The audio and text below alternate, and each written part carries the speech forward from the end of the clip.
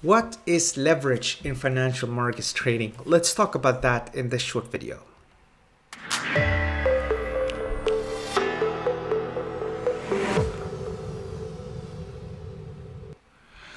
Okay, so what is leverage?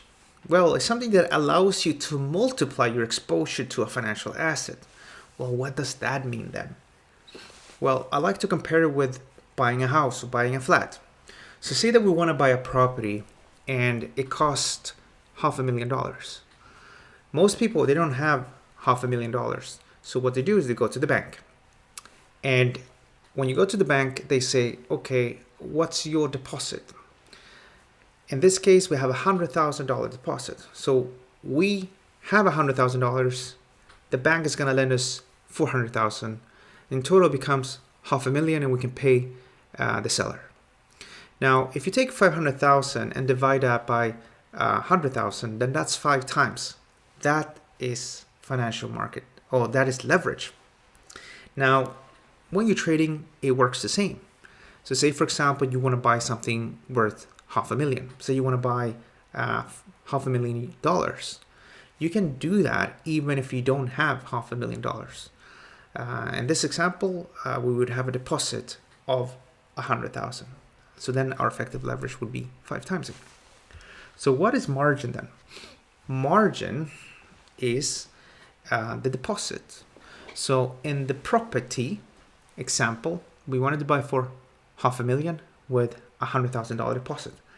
That is our margin when we trade. Now, it's a bit different though, because when you buy the property, your deposit actually goes back to or goes to the seller, right? Of course, if you can sell back the property, say you buy for $500,000, you live there for 2 years, and then you want to move out because you got another job, a good job in another part of the country, or just want to move away. If you can sell the property back for $500,000, then you get the 400 back to the bank, and you get 100,000.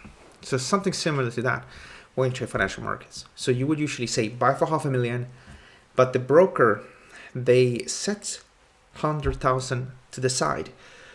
It's not that it's going to cost you nothing, but they just set that to the side, and then you can trade.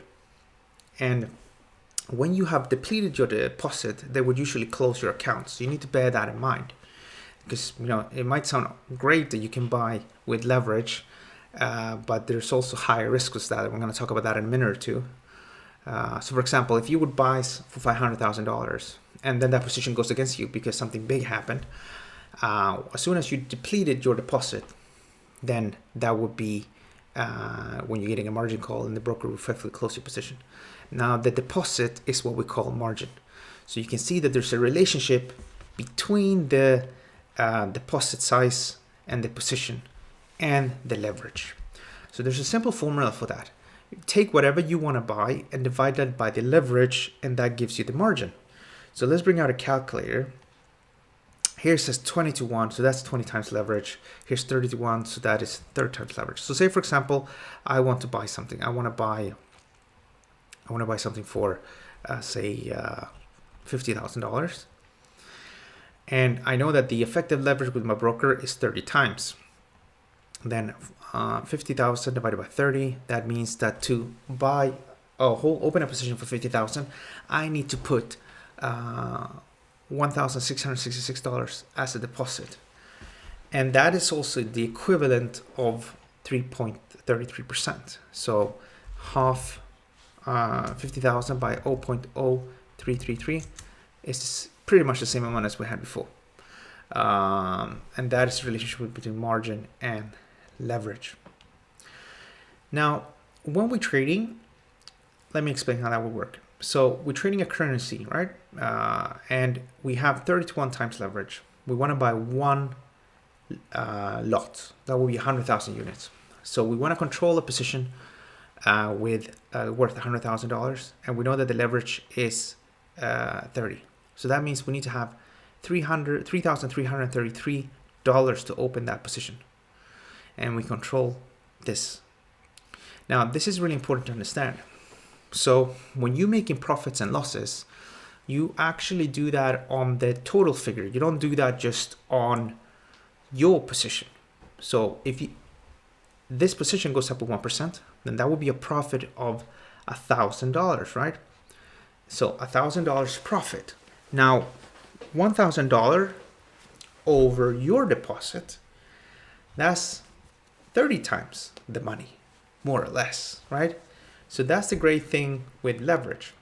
If you would maximize and you would effectively buy with 30 times leverage, well, if the market goes up with 1%, then you make 30%. But if the market goes down with 1%, you would lose 30%. So that means that you need to be very careful. Back in the old days, you used to be able to trade with 200 times leverage. And there's still some brokers, especially offshore, which can allow you to do with 500 or 200. You don't need to trade with that leverage. Most professionals trade with maybe 1 times up to maximum 10 times leverage. Because if you have a 1% move in the market, which is really happens quite frequently, you would effectively make 10% on your account. So bear that in mind. Margin trading or leverage trading will amplify your profits, but it will also amplify your losses. Now, if you like this video, don't forget to like it. That would be really appreciated. As well, if you like more content like this, then stick with us. There's more content coming up after this. Thanks much, and talk to you guys soon. Bye.